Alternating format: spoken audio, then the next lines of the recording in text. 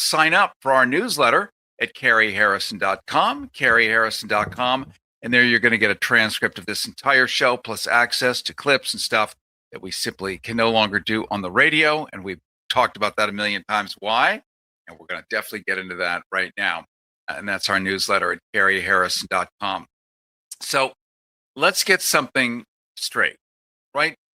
Before the civics textbooks start hyperventilating. What we're going to talk about is not conspiracy. It's a supply chain. It's not a shadowy cabal. It's a frequent flyer program. And it doesn't just start with a jackboot. It starts with a training seminar, a PowerPoint deck, and a complimentary bottled water. For years, thousands of American law enforcement officers, including the kind with medals, pensions, and a deep emotional attachment to authority, have been quietly hopping on planes to Israel. Since the early 2000s, by the way. And they didn't go there for hummus. They didn't go there for archaeology, for training, for policing, military style, crowd control, surveillance. Who'd ever thought we'd ever talk about Minnesota ever? But here it is, right now, the belly button of all things to come. Population management is what they were being trained for. How to pacify people without calling it pacification. Think of it as a professional exchange program. You bring your badge, we'll show you how to run a neighborhood like a spreadsheet. This was not advertised as repression. It was sold as best practices, because nothing travels faster across borders than a technique for controlling human beings while still calling yourself a democracy. And one of those techniques land back home. They don't stay in the locker room. They metastasize. They spread through departments. They spread through task forces, through fusion centers, like an invasive species with a grant budget. Now, here's where the story gets truly American. Because while the cops were getting trained, Silicon Valley was packing its lunch. The hoodie class, those soft-spoken monks of disruption. They weren't asking whether this apparatus should exist. They were asking how fast they could scale it. And they didn't bring ideology. They brought infrastructure. And infrastructure is ideology that doesn't have to argue. There's a woman named Sophia Goodfriend. She nailed it. U.S. companies, and this is in The Intercept, she says U.S. companies sharpened their surveillance tech in Israel and brought it home like a souvenir. Except instead of a snow globe, it's your metadata, your movement history, your social graph, your insomnia, your browsing habits, and that weird text you sent at 2:17 a.m. and you forgot about, but the database didn't. We're really kind of exploring digital hygiene today. Whatever you do out there, it's permanent. And it's being reviewed, and it's being gobbled up, and it's being turned into your dossier. You, the listener, you, yes, yep, you. Mildred, stop. Put that down. Yes, you. And I know you're just exchanging recipes. Maybe somebody doesn't like that white flour. Maybe somebody doesn't like extra raisins. Maybe AI reads extra raisins as little brown things moving around from one spot to another, and they need to be intercepted. By 2015, firms like Babbel and Palantir were already feeding ICE the raw material of modern power. Data. Not just data, relational data. Who do you know? Who do you talk to? Who do you stand near? Who shares your last name? Who liked whose post? Who went to the same mosque? Who went to the same protest? Who went to the same clinic? Or the same birthday party? All of that is now recorded, analyzed, and crunched by AI. These are the decisions being made on who you ever talked to at the line in the grocery store. And what were they doing that you didn't know about, where they're in trouble and a person of interest, and now you are too by extension. They turned human life into a logic puzzle. Then the real heavy equipment rolled in.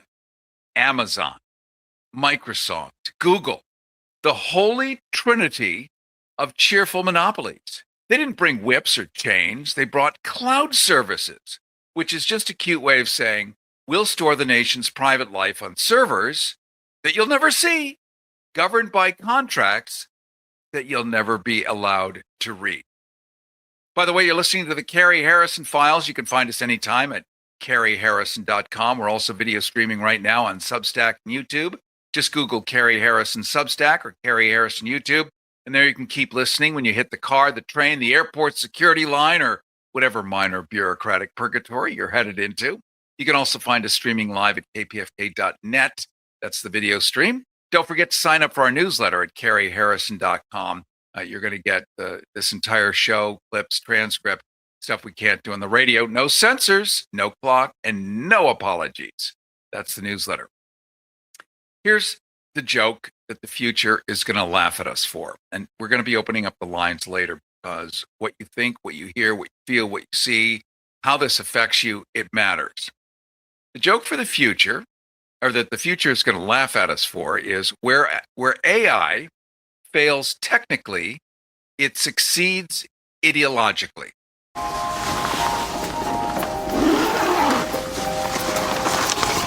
How'd it happen? She showed up dead on arrival. This never gets easier. It does when you call CarShield before your car breaks down. Look at these prices.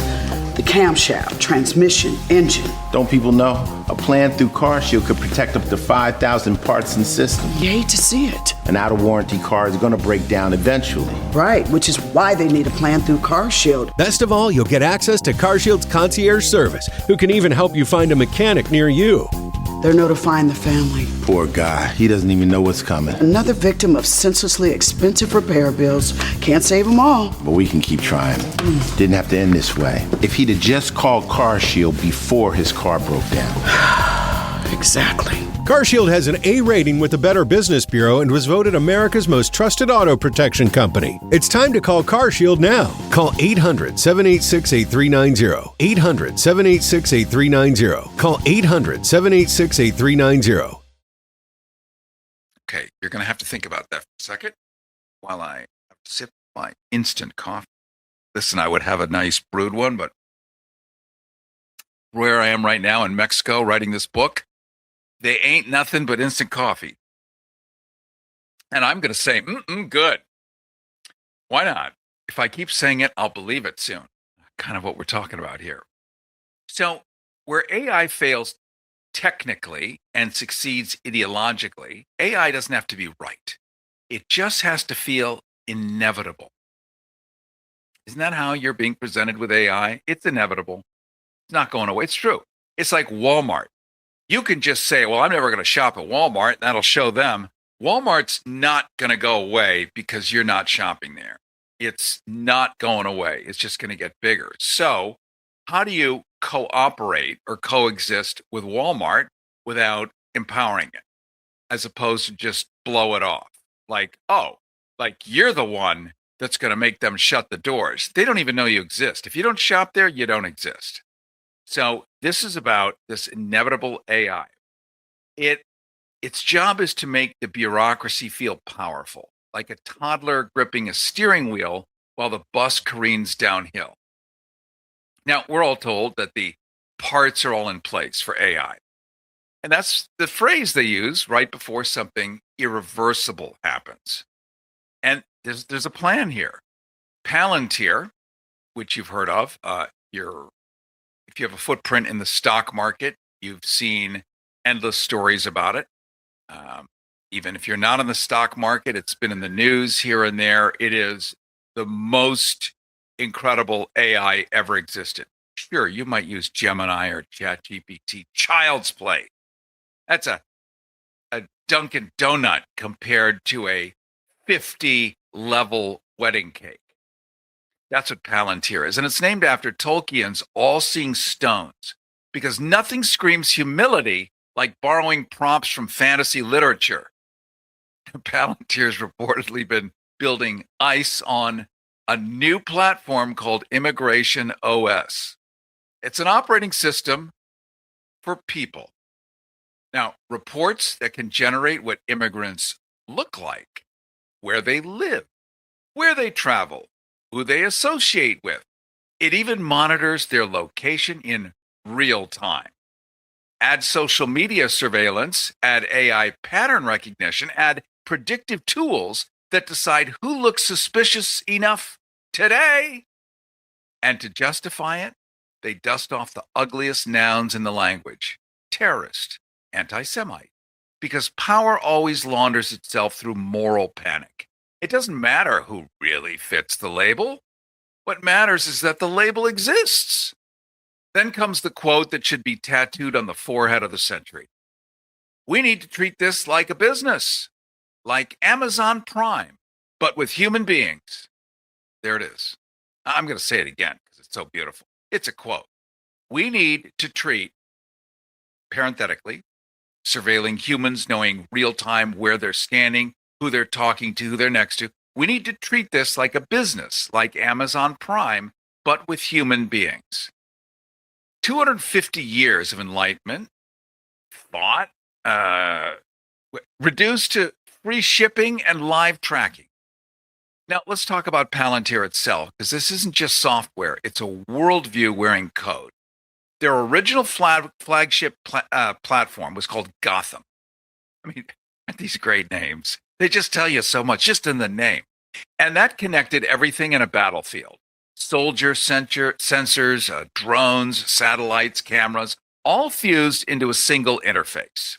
So this is the stuff of Netflix, science fiction movies, real life nowadays. The general's wet dream, right? Total visibility, zero uncertainty, no fog of war. Just a clean dashboard with color-coded deaths. Every general in history would have sold their mother for this. And then Palantir did what all-powerful technologies do. It leaked.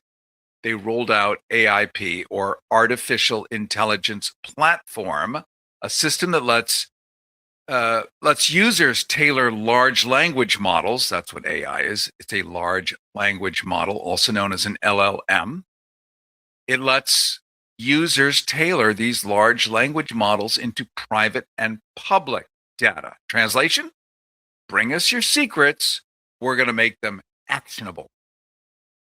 Suddenly, the customer base explodes. Not just the military, banks, oil companies, insurance firms, rental cars, Citibank, BP, AIG, the one that insures your mobile phone, Hertz.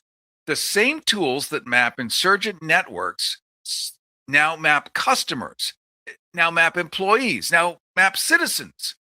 The wall between battlefield and boardroom doesn't crack, it dissolves. War comes home. War takes off its helmet and starts doing performance reviews.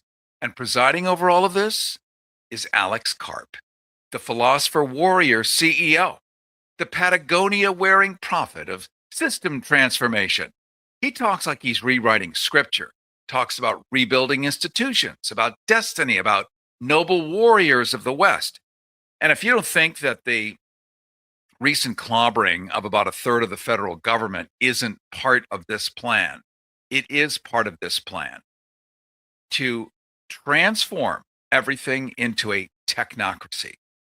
And you don't need workers when it can all be done by AI. And the workers that are needed to do physical labor still, maybe pick some strawberries or something that machines can't brilliantly do yet, they will be willing to work for a nickel an hour just to eat. And this is published on Project 2025, right there. And I know so many of you have bothered to look at it.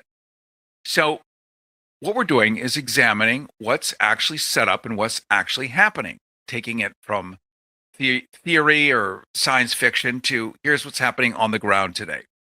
So you could strip away the rhetoric and what Alex Karp is selling as algorithmic supremacy. It's not justice. It's not democracy. It's efficiency. It's effectiveness. It's speed. Palantir is treating democratic hesitation, the arguing, the protesting, the moral caution, treating it like it's a bug in the system. And the fix is more automation. Why is it that the Terminator movies suddenly feel, well, relevant? And why debate when you can deploy? Why deliberate with live humans wearing neckties and dresses when you can optimize? Karp doesn't hide this contempt for restraint. He doesn't flirt with ethics panels or open letters. He says the quiet part out loud. Palantir is here to wage war on inefficiency, on bureaucracy, on enemies, foreign and domestic. And this isn't about tools, it's about inevitability. He's not saying, here's an option. He's saying, this is the future. Get out of the way. We are going to literally build God. And God will continue to delete anything that is inefficient. And if you're a live mammal listening right now, we're pretty inefficient. We get sick, we get colds, we get moods. Inefficient, unlike a mechanical creature. Wall Street loves him for this. Loves him for this. By the way, you're listening to the Cary Harrison Files. You can find us anytime at CaryHarrison.com. We're also video streaming right now on Substack and YouTube. Just Google Cary Harrison Substack or Cary Harrison YouTube, and you can keep listening when you hit the car, the airport security line, the train, whatever bureaucratic, slow, inefficient purgatory that you're headed into, which might include the grocery store. You can also find us live streaming video at kpfk.net. And don't forget to sign up for our newsletter at caryharrison.com. There you're going to get a transcript of all of this. You can take your time and read it, plus look at the gorgeous illustration that's in there, plus see the gorgeous handiwork of the great Renee Yawarski, who is the technical director of this video broadcast. Now, back to Palantir. It's one of the most highly valued defense contractors in American history. It's trading at obscene multiples because nothing excites investors like permanent conflict and recurring surveillance revenue. 10 years ago, we used to talk about this. 50 years ago, 80 years ago, 60 years ago, the military-industrial complex. Well, that's just a whim now, isn't it? It's here. It is baked in. There is no alternative. Recurring surveillance revenue from permanent conflict. And they're delivering to Wall Street. AI-powered targeting systems, logistics platforms, vehicles like Titan, programs like Maven that turn satellite imagery into instant kill decisions. That's not support, that's imperial plumbing. Here's the truly chilling part. And lean in a little closer to your speaker. There it is, because this matters. Oh, your windows are down in your car. There's a lot of noise and wind blowing, and you can't quite hear. So roll up your windows. Other side too. There you go. Electric windows. That was quick. This system doesn't need public support. This system of AI, used this way, used today, does not need elections. It does not need persuasion. It does not need belief. It just needs back-end access. Wars without consent. Ding. Policing without accountability. Ding. Governance without visibility. Ding. Morality outsourced to code. Human judgment replaced by scoring systems. And life reduced to probability. If Orwell warned us about Big Brother, this is worse, because nobody's screaming. There's no banners, there's no parades, no goose-stepping theatrics that we've seen in historical references, just quiet procurement contracts that happen without you knowing about it. The votes barely happen. It's just automated now. Quarterly earnings calls and a calm voice telling you this is all for your safety. Yeah, you heard that yesterday, didn't you? And the day before, and the day before. Sip of coffee. Actually, it's a very good instant coffee, if there is such a thing. I think I found the good instant coffee. The most dangerous thing about Palantir and Alex Karp isn't that he looks like a villain. He looks reasonable. He quotes scripture. He wears fleece, for God's sake. He sounds like your smartest professor after office hours. But behind the affection is a man laying track for a future where dissent is a glitch, where ambiguity is a flaw, and the human being is just another inefficiency to be engineered out. So, while whatever's left of the legacy media is fixating on loud demagogues throwing tantrums on camera, we know who that is. Keep your eyes on the quiet architecture being poured beneath your feet. Because the future isn't being shouted at you, it's being installed. And Big Brother doesn't shout, Big Brother doesn't threaten, Big Brother codes. All right. Wasn't that lovely? Don't you feel better?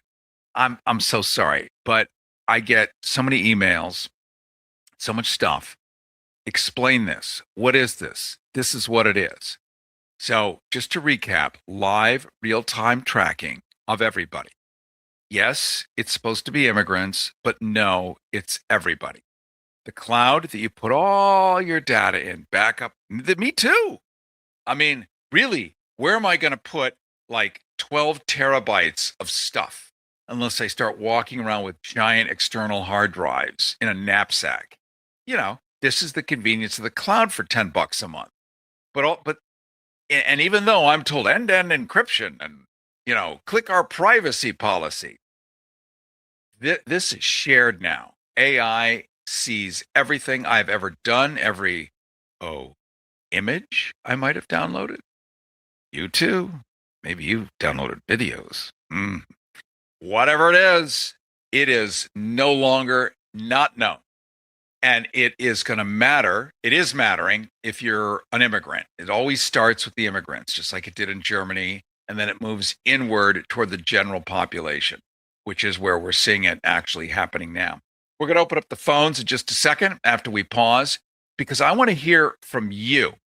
I want to hear if you've ever wondered when security quietly turned into surveillance, when convenience turned into control, and when nobody bothered to ask your permission. This is your segment. Where do you see it showing up? Do you see it showing up at work? At your work? Do you see it showing up at the border? Do you see it showing up in policing? Do you see it showing up in tech? Do you see it showing up in your daily life? Call in, push back, push harder. 818-985-KPFK. Those are your Harrison hotlines. 818-985-5735. Don't go anywhere. You're listening to the Cary Harrison Files, and this is where you enter the story. You listen? Well, it's still legal. The Cary Harrison Files. CaryHarrison.com. If you're over 62, living alone, and have received a collection letter from the IRS, stop what you're doing and listen. You need someone that you can lean on and that will fight for you. Hi, I'm Matt Levy. I'm the founder of Ovation Tax Group.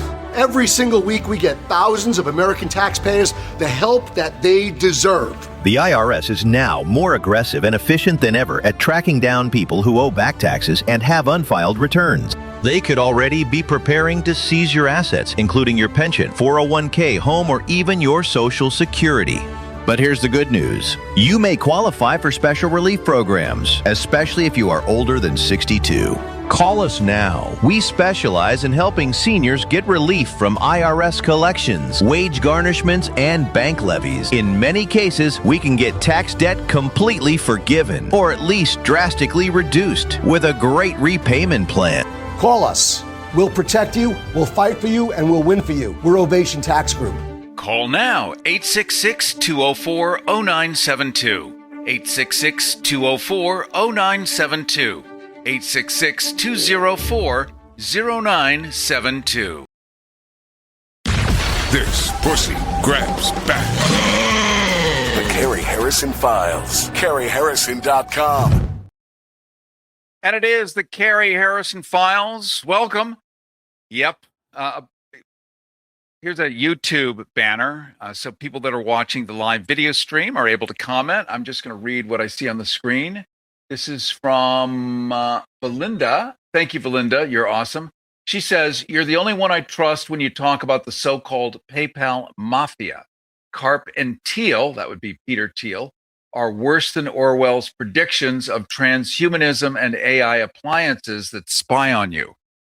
Yes, those were just the beginning. And think of those as little satellites, that refrigerator of yours that uses AI and is Wi-Fi connected. In fact, everything that's Wi-Fi connected is just another microphone, just another camera spying on you.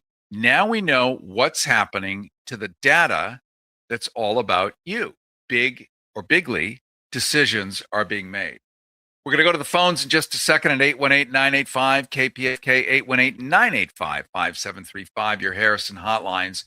I'm just going to recap if you're joining us right now. This is the Cary Harrison Files. We're live streaming on YouTube and Substack. Simply Google Cary Harrison YouTube or Substack, also LinkedIn, pretty much everywhere. If what I've been talking about feels familiar, if any of it makes your stomach tighten just a notch, then this part is for you. Because what we're talking about isn't abstract. It's not theory. It's not sci-fi. It's not someday. It's already installed. This is why you need to know. It's about practicing digital hygiene. So when you take a shower, take a digital shower afterwards. We're talking about a country quietly trading judgment for dashboards, democracy for deployment, and human being data points, then acting shocked when the system starts treating everyone like a potential problem to be managed. You don't need to be a tech expert, right? You don't need to be a lawyer. No offense, Renee. You don't need to be a PhD in geopolitics or a subscription to 5 think tanks. You just need eyes. You just need a pulse. Have you noticed how everything now comes with tracking? How every institution suddenly wants your data for safety. Every time you call any company now, they're recording it for safety. Like, gee, I'm in my living room. This is terrible. I didn't realize how unsafe it was. How the language, it's always clean, right? It's always clinical, it's professional, while the consequences are anything but. At what point does efficiency become control? At what point does security become surveillance? At what point does the system stop working for people and start working on them? It's not a rhetorical question. It's a live one. And like Greg, who's on hold right now, your Harrison hotlines are 818-985-KPFK, 818-985-5735. And let's go to Greg in California. You're on the Cary Harrison Files. Welcome. Hey, thank you. Yeah, no, I get exactly where you're coming from. It is basically at this point unknown submission. You're willingly giving up all of your information and just clicking a checkbox that says okay, and that's about it. And then they get everything on you, everything you've ever looked at, everything you've ever said, since you click that box. And it's unknowing submission because nobody's going to read all of the fine print. Everyone's just going to say, I'm going to talk to ChatGPT now. And every word you ask them, everything, you just get categorized. And then, that's pretty much where you're at. Yeah, have you heard of the term digital hygiene? I just mentioned it a minute ago. It's kind of common sense and obvious. But at this point, it's not too late to clear some of the stuff off your Facebook. Back, let's say a year ago, when it was safe to rant and say whatever you want, there was something called freedom of speech, and the Constitution still held.